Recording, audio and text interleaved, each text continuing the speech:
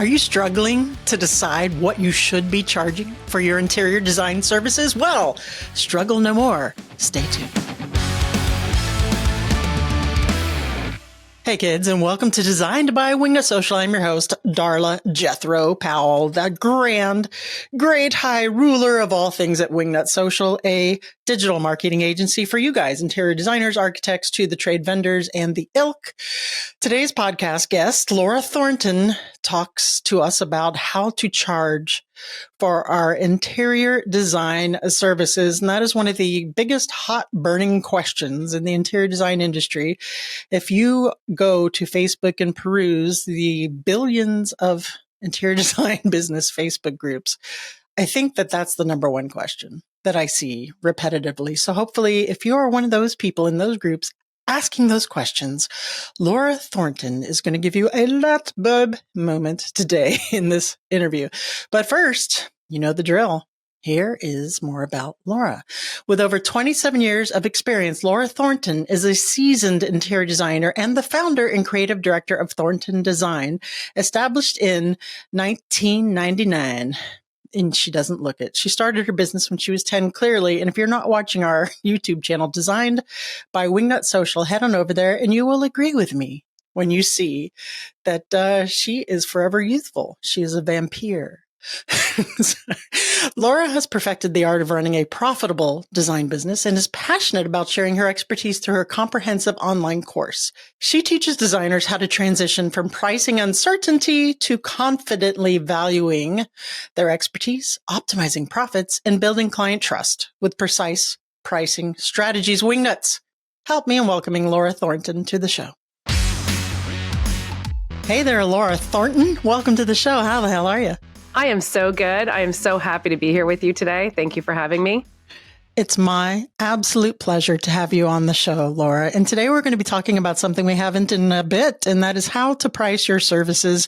And you're just going to go through everybody's spreadsheets and show them exactly what they should be charging one by one, right? I wish I could. I feel like you're onto something. There's a business there, I'm sure. Well, you're welcome. 10% to Wingnut Social, 5% for guests. All righty, cool. So before we dig into our conversation about pricing your services, it is one of the hottest topics. And every day there's a question in the Facebook groups. I know you've seen them. Tell us just a little bit about who you are, what you do, and we'll dig in. Super. So I am Laura Thornton. I have owned and operated my interior design business for over 25 years. I'm located in the Toronto area, in a little small town called Kleinburg, but I'm very close to Toronto. So that's where I reside, and I have a design firm here, and we specialize in mid to high-end residential and commercial work. And then just around the pandemic time, started to get a lot of questions from other designers asking how I run my business, how do I do things? And as much as I do love a great coffee, I could not have 40 coffees a day. So I thought, I know how to get more information out to more unseasoned designers. I'll start a podcast, thinking that wasn't going to take up too much of my time. Oh gosh, did I? Yeah, had no idea. But so happy to be helping others in a way that, reach more people. And out of that became questions, which I'm sure you're used to and you get. And the number one question I was getting all the time was, how do I make money? How do I charge? What do I charge? Yeah. How do I do this? How do I do that?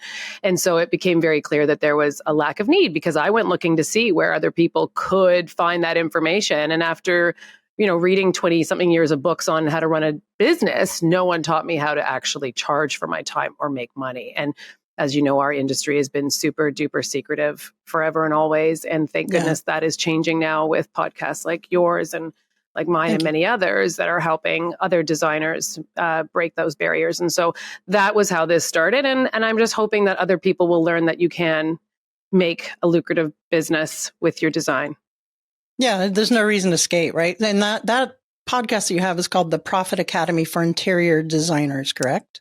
It's the Business of Beautiful Spaces, the Interior Design Podcast. Okay. That's okay. And then out of that stemmed the Profit Academy for Interior Designers. Okay, perfect. All right. First of all, I have to ask you, did you start your interior design business when you were 10? Because you said 25 years, and I was like, what? Yeah. I was not 10, you lovely, lovely woman. I have to sit out the door later. My head is going to be this big. No, I started my business as a side I hate the word hustle, but as a side gig while I was working in commercial design, right out of like a couple of years out of school. So I just turned 50 this year. So it's been 25 years. Nice. But it was a slow start. It wasn't this at the beginning. I worked for somebody else and on the side started doing color consultations, started getting asked to do floor plans and things like that. And then it stemmed from that. That's how I started mine as well, my interior design firm when I had it in Miami. And if you guys aren't watching us on Designed by Wingnut Social on our YouTube channel, you can go over and see how Laura Thornton does not look 50 even close. Very, sweet. very Thank you. well done. Well done. Congrats to you. I think it must be all the wine. Just pickling myself.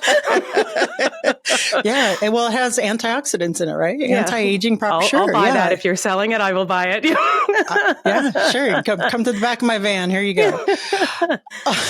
All right. So when it comes to pricing our services, you and I both know, and so does the audience listening, that there is hardly a more complex or logistically dense business like the interior design business, right? There are so many different variables to plug in when it comes to pricing your services and all different myriads of ways you can have income streams in the interior design business.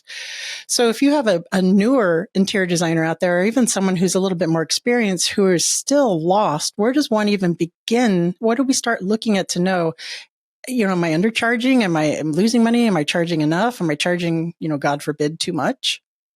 I'm going to go out on a real limb and say I'm 99% sure you're not charging enough. And no one has ever said I'm charging too much. Your fear is that you are, because of course, no one talks about it and you don't know what everyone else is charging and where you are in that market. There are a ton of variables, as you mentioned. And of course, you're in the United States, I'm in Canada. There's a variable right there. But there's also, your area. Are you in a city? Are you not in a city? What are you comfortable charging? And I do think there also comes into play what type of design you're doing. If you're doing high-end design, and justifiably so, then your rates will probably be higher than somebody who's helping the DUIers of the world, right? And so there is those gamuts to play with. But this was a lot of the questions I was getting asked. And so where do you start? And without knowing all the logistics of everyone's areas, I think it's really safe to say that most designers are undercharging for their time. And if you're not tracking your time, regardless of how you choose to bill, whether you just decide to do flat rate, whether you're hourly, or whether you're doing the square footage model, which, we explore all those models and which one works for you is great. But regardless of which one, you need to be tracking your time. That's paramount.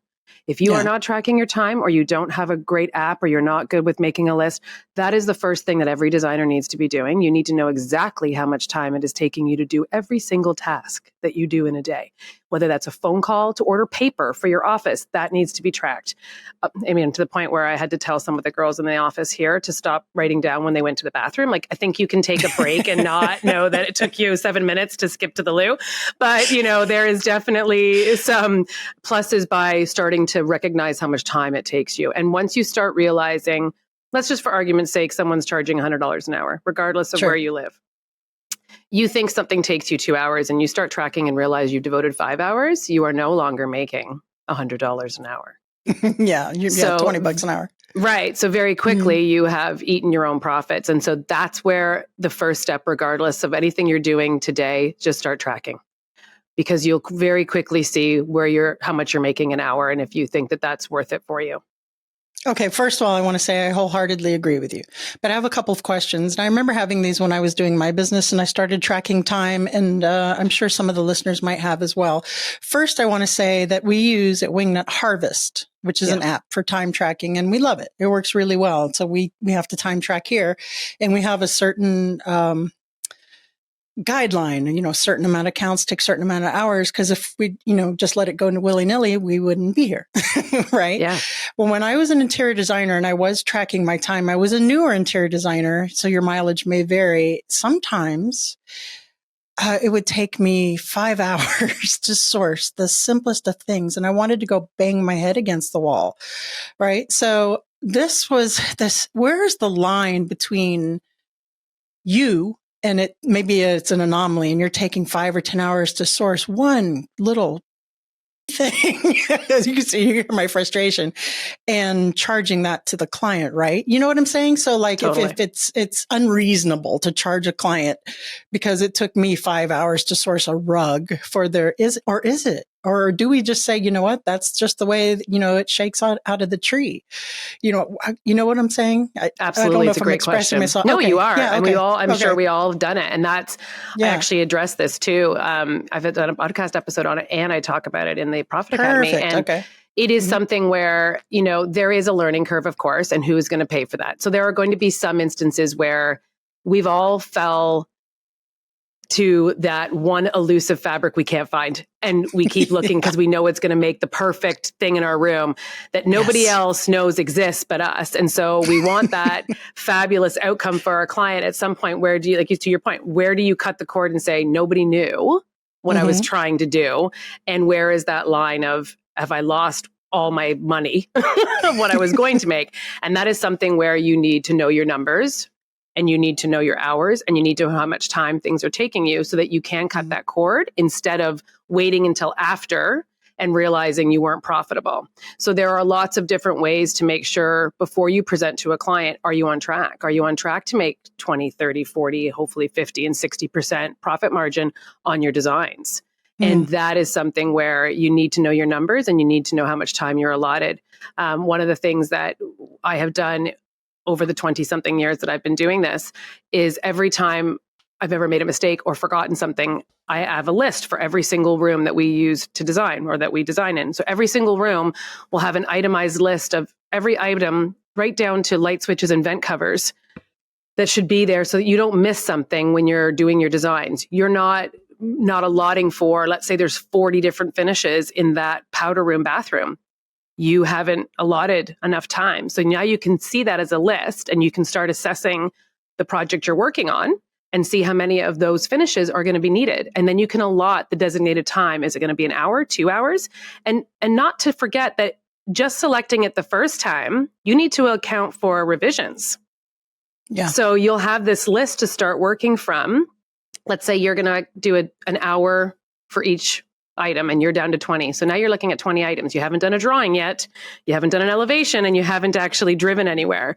So in addition to your hours, you need to allot for your miles and your kilometers. And there's a lot of things that go into pricing a job that just isn't the one fabric. So you do have to have that fine line of how many hours am I allotting to this? And if you've gone over that, where on this list can I cut back that hours and times if you've gone astray on your route to getting your design done? So I hope that answers your question somewhat, but there definitely has to be a line that you have to say, nobody knew I was looking for this elusive fabric. This would have been a great pillow or a great chair, but I have to cut this out, and I need to be profitable. Because this can't be a hobby. If you want it to be able to afford your lifestyle, then this needs to be something where you're committed to being profitable.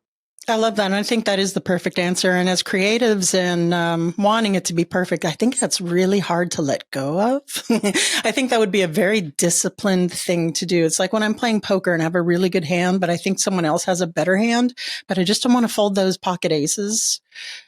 It's so hard to know just when to fold them, right? You have to know, because again, to your point, you have to be profitable.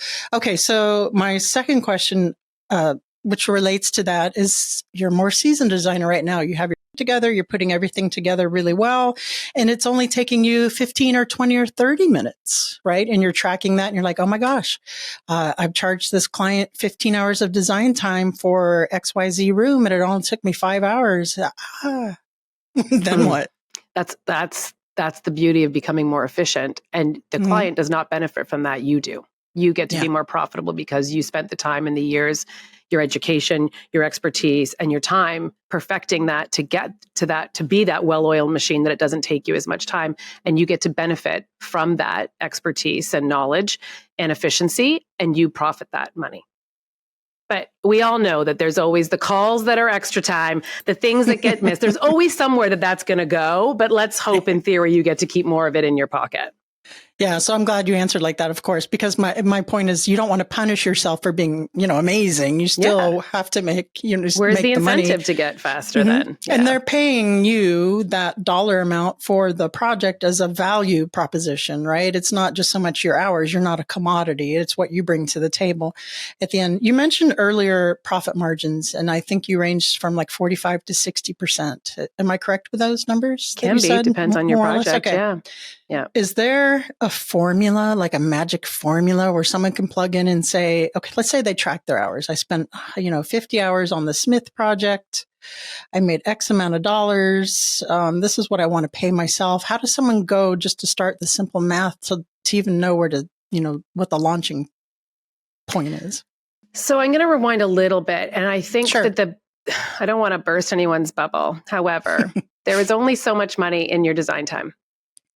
You are going to tap out. There's only so many hours in your week. There is only so many hours you can bill for, unless you decide you want to have a team, and therefore you can start to build more design time. But where you become more profitable is in your sales of your furniture and your accessories. So that is paramount, that everyone recognizes that that's where it game changes from your 20% minimums to it can be endless. And so I just wanted to rewind a little bit, because your design time is your design time, and you know exactly how much you're charging an hour. And yes, there is going to be overhead that needs to be removed from your revenue to get down to what actually is profit. But if we're going to talk about being profitable on a different level, then it becomes the furniture and the finishes. And once you get into that category, that percentage, that profit model, it actually can be up to 100%. Yeah, that changed the game incredibly with my firm. Was when I started selling the furnishings and such. It was a big deal in our profit margin at the time. So okay, so let's say, gosh, I have so many different questions here. I do want to get into that with you, right? Sure. So let's just say I'm Susan McNuggets. I'm a one-man show, and I'm very valuable. I'm highly sought out. There's 160 hours a month. And you mentioned we can charge hourly, we can charge a flat rate, or we can do square footage, right? Let's say if I'm incredibly in demand and there's so much you can charge for your design time, what if I'm Susan McNuggets or Kelly Wersler and we are selling the thing as a value project, and it doesn't really matter if we're selling the furnishings? Does that exist? Can I charge like, $100,000 just for, I'm throwing a number out there. Of course, that's ridiculous. Or maybe it isn't if you're Kelly Wersler. I'm sure it's more than that. Do you know where I'm going with this? Is there an ultimate cap on just being a one-person show and how much you can charge for your design fees? Or do you have to get into the furnishings? And then we'll get into the furnishings. Well, I'm going to go with no. Of course, you can charge a fortune, but I'm going to guess that they're not listening to you and me. I'm going with they're not listening to you and I don't know, just saying. But of course, I mean, I would hope that, that is, I'm sure, everyone's goal when we all get into working. I mean, I'll be forthcoming. I'm over $300 an hour. And if you work out those numbers, if my time is being allotted for every single hour of the month, it looks really beautiful on paper. But now I'm running a business that has a team, and I'm not designing the same amount of hours. So, Kelly Wersler's, I don't want to pretend I know what her business runs like. I'm quite sure it's not just her. Yeah. Oh, yeah. And she has all kinds of, like I know I've bought her lights a bazillion times, and I have her wallpaper in my powder room at home. And she's got various revenue streams coming in. God, that's great for her, right? Like, isn't that awesome? But again, I don't know if that's, I actually don't have that kind of knowledge. I wish I did. But I do know that, like yourself, what you just said, I started off with an hourly amount thinking I was doing okay. And then I was like, it's got to get better than this. I was doing fabulous projects, and I can't even afford what I'm putting into my clients' places. But I knew there had to be a better way. And so it was the furniture and finishing that changed my business personally, and changed the way that I was able to, live my life, and why I want to share all this with people, because I feel like everyone can do this. And I'm sure there's people that everyone can be a Kelly Wersler, but I don't think that there is a cap. I hope that there isn't. But I know that even if I looked at the number, if someone saw the number that I charge and tried to figure out times 40 hours a week, which I don't know any entrepreneur that works 40 hours a week, but you get my point. It looks like I'm making oodles of money, but I am not billing at 40 hours a week anymore because I'm working on a business. I'm not the only designer here anymore. And so there's a lot of things that factor in there. So I don't know why I keep focusing on Kelly, but Kelly Wursler, I'm obsessed, and she is listening. I'm just going to tell myself. She's listening. I hope for your sake she is, because she's fabulous. But I know you met. I listen to you every week. That's why I told you when we started this, you're my best friend. You just don't know it, and you do now. I listen to your expertise. I listen to all your I am still working on my business, even though Awesome. You would think it's dialed in. I feel like I've got a really great handle on my business, but I'm still seeking and looking for more. So I would assume everybody is in that same boat.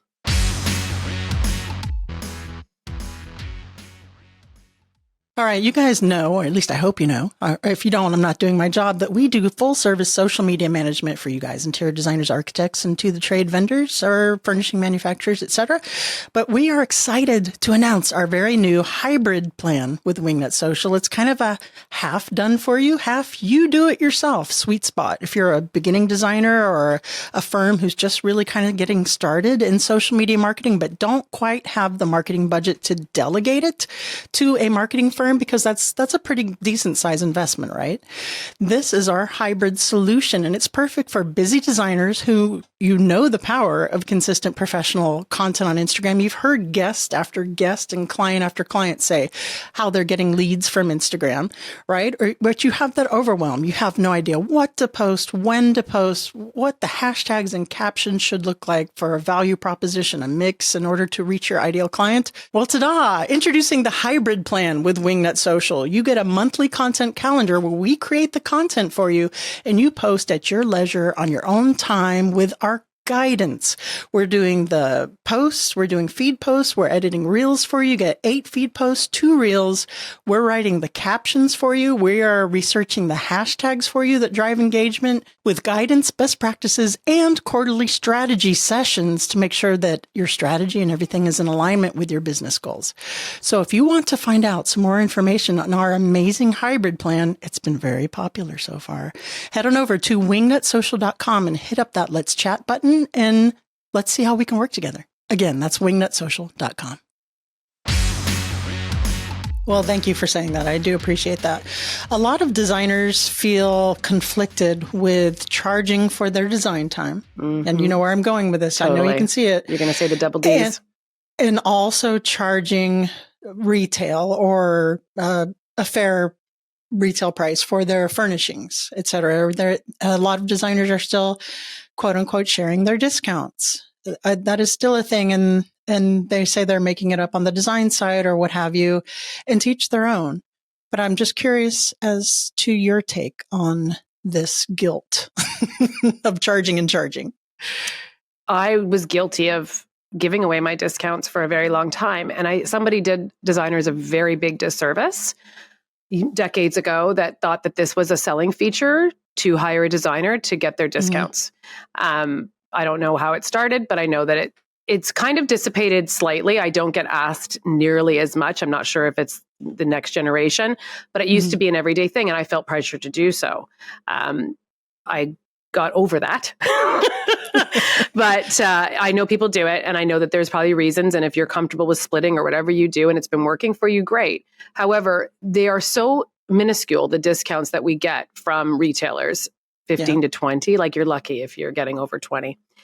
That's not even enough to keep lights on. That is not enough to drive your car now with the price of gas and all the things that have changed since COVID to get you to a job site. So if you're not allotting for those and that's where you thought that 20% was going, it's not enough. You can't run a business on the 20% profit margin, in my opinion. So, again, it depends if you have overhead. There's a lot of factors, but I don't share. I'm unapologetically in business to make money. And I've never asked somebody how they make money. I used to get asked that a lot too. Like, are you keeping the discount? I didn't go into Banana Republic and asked how much they bought those jeans for. And I thought you were going to go down the double dipping route, which is what people used to refer to this as. And I hate that term. That is kind of what I was going for. Yeah, because I call it the dreaded double D. I don't think of it like that. I don't think of it as double dipping. Mm-hmm. We all work with contractors. Contractors charge for their time. They've made money on every nail, drywall, paint. They've made money on all the trades, but nobody ever turns to the contractor and asks them if they're double dipping. So why was it okay to ask the designer? So I don't share my discounts. I'm very forthcoming on that. It's not a profitable business model for most people. So I do not share my discounts. Okay, so how are we finding those vendors and suppliers that are to the trade to where we can make those larger margins where clients aren't shopping us in? Yeah. And that's part one of that question. And if after you answered, I remember part two, I'll be doing really good. So how to find them. So, I mean, this is where you almost need to invest in your business. Now, I hate telling people to spend money in order to make money, but the High Points of the world is honestly one of the best things you can do, regardless of, like, I'm Canadian. It wasn't as beneficial at the beginning now they've really opened it up, and a lot of them will sell to Canadians. But that is the biggest game changer you'll find in if you can get there and you can save your pennies and your dollars and get there, you will be amazed at every price point that is covered, because not every project needs to be at the top. You can have ebb and flow. You can have low, mid, and high range all throughout your projects, and you can hit every single target market well at High Point. Just invest in a really great pair of running shoes, because you're going to hurt, and have some patience, but it'll be worth every penny. It'll come back tenfold. And that if you don't, or you can't afford the High Points currently, see what shows are around more locally. There are other, like I know Vegas does there's Atlanta, there's Dallas, there's a lot of shows. And even in Toronto, we have a couple of gift shows and decorating shows, stage shows, and fabric shows. So it might not be as, full gamut by High Point, but you can definitely start building some vendor relations with wholesalers as opposed to retailers. So many benefits that we could be here for 2 hours, but the initial, like to your point, you can't be shopped. Now, there's always going to be some areas like your lighting and some plumbing, but that's where you need to have spent time to educate yourself and knowing the difference, because our clients will always come and, they show you, oh, look, I found it on the latest, whatever, and the scale is different. Yes, the cost is different, but the scale isn't the same. The quality isn't the same. We have to know why we have to educate ourselves so that we can educate our client as to why we've chosen those elements and why they're worth the money. And those are the things that we can then start to try and negate and get out of our lives, so we're not having to defend our choices. But if you can get to any trade show or any vendors, and then initially too, there's typically in larger cities and municipalities, we have numerous areas, even in Toronto, where it is a wholesaler's area. So if you can devote a day or two and walk around and see if there's something that you can grab there. Of course, there's a learning curve in finding out who you work well with. But these are the places that'll change your business, because then you're changing your profit margins from the retail, which is up to 20%, where you could be up to 50, 60, 70, all the way to 100%. 3x, 3.5. I know you look at some of the retail prices, even if you go to like Forian's or something, retail is 3.5 times what they have the designer price at. And if you can get stocking dealer, that's even better. But those are for the bigger, bigger bucks, right? Unless you can sweet talk them, which I've known people who have, interior designers, they build a really good relationship, and maybe they're not doing multi-millions, but they're kind of starting to get there, and have worked out these little sweetheart deals with some of the vendors. So it doesn't hurt to ask. And custom will be your best friend. And don't be afraid of the word custom. A lot of designers are, until they understand it. In addition to clients being afraid of it, they think it means more expensive, but a lot of the time it's not. And you can promote it in a very different way, that it's American made, Canadian made. Who doesn't love saying, well, this was custom made for me? Yeah. Clients love it. And let's face it, we're in the business of luxury service. So they love being able to say that it was custom made for them. And that'll game change your bottom line. Yeah, you don't want every Tom, Dick, and Harry to have the same, big box thing. Yeah. We actually just signed a client at Wingnut for social media services, and she is incredibly custom. And that's one of her positioning pieces, right? She works with custom furniture. She makes her own furniture, designs it, but also integrates antiques. And there's just a great positioning piece. She can do very unique projects for her clients. I love it. That's a really, really good point. It really elevates your designs, Yeah, absolutely. So let's get back to the formula. If there isn't, that's okay. We can edit it out. But is there a formula or something you can look at and say, okay, Susan McNuggets, I'm charging $300 an hour.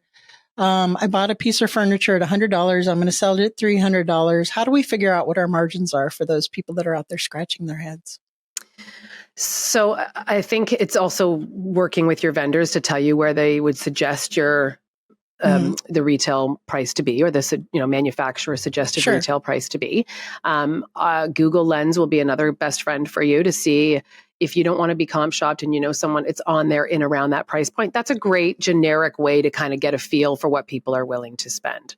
That's what I did. Yeah, and that's what we had to do too until we found our sweet spot. And you do that, unfortunately, by trial and error in your area and with your client. And this is not the most scientific way, but if they cringe when they saw the price, maybe we need to reassess. If nobody questioned it, that's a moment to be like, nobody thought. So as much as it's great saying that you need to know your time and save time and benefit, you also still have to be investing your time and making sure that you are priced appropriately for the level at what you're selling. So I do have to take days and go shopping and see what's out in the world and see where things have landed. And I mean, we are in some really interesting times that things are changing still pretty rapidly in only one direction. But, we are able to make sure that we have not priced ourselves out of the market. But I mean, it's few and far between. We're not talking every week. You're talking every 3-4 months. So 4 days of the year, once a quarter, we are investing in making sure that we are priced appropriately for what we are selling and who our clientele is. Now, I hope that answers your question somewhat, but there is that fine line, in making sure you're not pricing yourself out. Now, I also just want to stress that you have to know the quality of your product. You have to, if you're charging top dollar, you have to also make sure that product is top quality. Right. It needs to last the test of time if you're trying to charge at the higher rates. And so if something is higher, your clientele typically will demand that to be a better quality as well. So just make sure it's in tune, that you're not trying to sell something that doesn't have the quality. And in 5 years, now you're coming back with a warranty issue, because that's eating your time and your money as well. But yes, is there a formula? I mean, we do cover how to figure it out for your clients and for your, what you're selling as your level of design. If you're selling luxury, it needs to be luxury. If you are selling, more budget friendly, then obviously your margins aren't going to be quite the same. But that's okay. Yeah. There's a market for everybody. Yeah, it's pure volume. Exactly right. Yeah.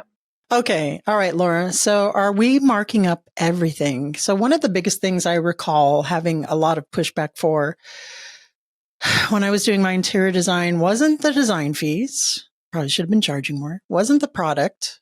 I think I was charging fairly there, but was the shipping receiving costs. They go ballistic. Not everybody does, but they're like, what is this? I can order this from Wayfair and it's free shipping. Talk me through the challenges of that and how we're dealing with it. Well, it sounds like you know the challenges already. Because it's not a challenge for us. It's really the client and the price point. So this is where you might lose your mind and be like, what? How have you done this? So we charge flat rate at Thornton Design. Our clients know exactly the cost when they sign the bottom line. So if I muck up my shipping and my handling, I eat it. It comes out of my profit. So I really don't want to muck this up. So again, it comes to, we do this all the time. So it does come down to, we know our numbers. We are constantly staying up on our numbers. I do not wait until the project is over to make sure. Before I've presented, I've probably reviewed the numbers multiple times to make sure that I am in the right profit margin for my business to be sustainable. And then in addition to that, knowing what it costs from our receiver. And if you are buying retail, it's right on the website how much these items cost. But when we present, we summarize every room. At the end of each room, there's a summarize it. And within that page, every single item is itemized with their shipping costs. Okay. So I always equate it to going to Costco. You go to Costco for the milk and the chicken. You think you're going to walk out with $10. And meanwhile, I have $500 of this stuff that doesn't fit in my trunk. And when I look at my bill, I'm like, oh yeah, okay, yeah, oh yeah, it all added up. So that's how I approach that. So there is absolutely no shock at the end where it's like, and we're going to have a retainer for $5,500 for your shipping and your. So every page it adds up. And then what we try to do a lot, we are very loyal to our vendors and to the people we have been using for over 20 years. Most of our vendors have been part of our team for 20 years. We try to keep, so there's less. So we know that these are tried, trusted, true quality items.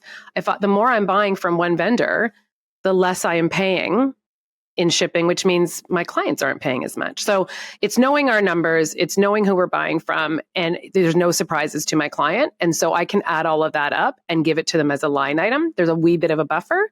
And you did say, what leaves your business without a markup? Nothing leaves my business without a markup. We have a buffer built in for everything, including the shipping. It's not much. This is not bread and butter. This is just to make sure we're not eating anything. But there is a wee bit of markup in there. That's not our business, but we just make it that is something that we're covered. If, something happens, that we have it covered, that we're not eating the shipping. Well, if something's broken, even though they're inspecting it, you still have to have the emails back and forth. Right. You have to make sure that you're in the communications. Right. Okay, very cool. Yeah. So let's go to the percentage, the hourly flat rate in per square foot. And you just said you charge a flat rate, which I did as well. Yeah. Tell me why you went to a flat rate over these other two options. So I've tried all the ways. I only tried square footage three times lost money. I wanted to be really mad at myself, but I'm like, I had to try it. I tried hourly. There was questions, there was pushback. There was, why did this take so much time? And I was notorious, as I'm sure everyone's going to nod their heads to this. I was shaving off hours left and right. Yes. I'm like, how do I charge them? I'm a chatterbox. I must have talked to them for an hour. So I would shave off an hour. And then I would be afraid, or I'd miss a week of sending it out. And so now it looked bigger than last month. So I'd shave off a few here. So I think everybody's guilty of shaving off time in fear. And then I'd shave off the time and I would still get the questions like, why did this take so long? Why was that? Yep. So I remember being, I am done with this. And as soon as I went to flat rate, first of all, every client loves it. There's no surprises. Yes. Who likes to gamble and throw dice at something and feel like, well, maybe if I'm going to buy a big ticket item like a car, maybe it'll cost me $25,000 or maybe it'll cost me $50,000. Nobody wants that question mark, that uncertainty. And as soon as I was giving flat rates and being very specific with my scope of work, that's like, a whole other episode. Yeah. I had to be very clear on what was included in those fees. I'm not trying to be rah Laura Thornton. I was signing almost every single job because I was at the time, very few designers were doing flat rate and I was winning every job because I was flat rate. There was no unknown factor. It's much more common now, thankfully, but I was making more money. I was actually figuring it out properly. So I wasn't losing. I became more profitable and I was never having to shave another hour ever again. All right, Laura. Well, of course, you've been doing this for 25 years, and you did mention that you tried the other ways. And that's part of the learning curve of knowing what to charge, for a flat rate. You know that, okay, kitchens are going to be this amount of time, this amount of work, this amount of hours. In my contracts, I always had one scope of revisions or two, depending on what the contract looked like. Same. The agreement, I should say, the letter of agreement. Yeah. Right. So clients couldn't come back and say, on second thought, let's change this. So let's do all that. Well, we can. But that's going to go to hourly. It's going to shift to hourly. For sure. Okay. Very, very cool. Laura, is there anything that you'd like to add to this topic that you think the audience needs to hear to help, laser focus their method for charging here before we get into the fire round? Honestly, I could literally talk forever, about this. I love talking about business. I'm the opposite of what I was 20 years ago where I hated talking about money. I could talk about money all day long. I think it's such an important topic. So no, there's too much actually. But I'm always willing to help somebody. So if they do want to reach out, I will answer any questions. It is me that answers when they DM or they email because it's such an important topic. And I just really want designers to really start embracing learning about their numbers and their money and figuring out how to make more of it. Will come so easily, so quickly. Once you know it, you can't unknow it. Yeah. I will say from experience that burying your head in the sand is not the answer. Yeah. Yes. Exactly. And hoping it all works out. Yeah. And running away from the problem will not do the trick. All right. Laura Thornton, now I have to ask you, are you ready for the What Up Wingnut round? I sure am. What would the hashtag on your tombstone be? Loud and sassy. You're stuck on a deserted island, but you can have your one favorite food forever. What is it? Oh, it's veal piccata. Nice. That's tasty. Okay. Yeah. And last but not least, please recommend a book that's impacted you personally or your business. I've read many a books. So this is a recent one. Her name is Pauline Brown. She was the previous North American president for the LVMH group. And she wrote a book called The Other AI, which is aesthetics intelligence, which I think every designer can connect with. And she's brilliant in forecasting and using what we do for a living, which is luxury driven, as a tool to market yourself and to further your business. Amazing. Laura Thornton, thank you so much for joining us. Please tell the audience where they can go to learn more about your Beautiful Spaces podcast and the Profit Academy. We are on anywhere you can listen to podcasts, or you listen to Darla, you can listen to us as well at the Business of Beautiful Spaces podcast for interior designers, where it's the same handle as the Business of Beautiful Spaces on Instagram, the same for our email and the website. And if you want to look over at Thornton Design, it's just Thornton Design, THORNTON. And the Profit Academy for interior designers. The Profit Academy. Yeah. So you can also find us there too. The Profit Academy for interior designers. It's also under the Business of Beautiful Spaces, which is probably easier. But you can find all the information there as well. Awesome. Laura, thank you so much. Oh, thank you so much for having me. It was a real pleasure. All right, kids. There you go. Go out there and charge what you're worth. And if you are still just struggle busing or this hasn't given you enough direction, check out Laura. Check out her podcast, The Business of Beautiful Spaces, or go to laurathorntondesign.com. Check out at Profit Academy Interior Designers. So many different ways you can get in touch with Laura. Shoot her a DM and ask her a question. I'm sure she'll shoot over an answer for you and see how you can work with her to build your interior design business. That wouldn't be a bad idea. All right, guys, that's it for this week. Make sure to head on over to wingnutsocial.com and see how we can work together. We are, again, our marketing agency for you guys, interior designers. We've been doing this for only interior design and interior design adjacent verticals, to the trade vendors, architects, etc., since 2018, and we are still here. So that should tell you something. Wingnutsocial.com. That's it for this week. Until next time, remember to get out there, get uncomfortable, and be great.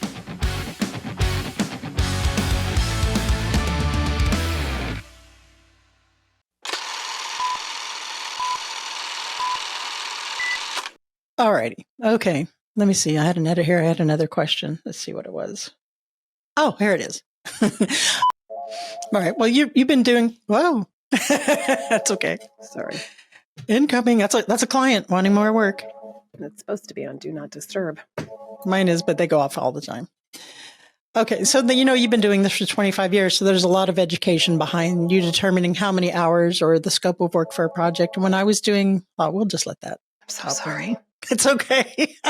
Laura, is there something or I threw myself off. Hold on. Me. Mighty Mouse. Here I am to save the day. If you are warming up your voice, this is a good way to do it. Oh, la la la la la la. Hey kids, and welcome to, why can't I hear myself so great?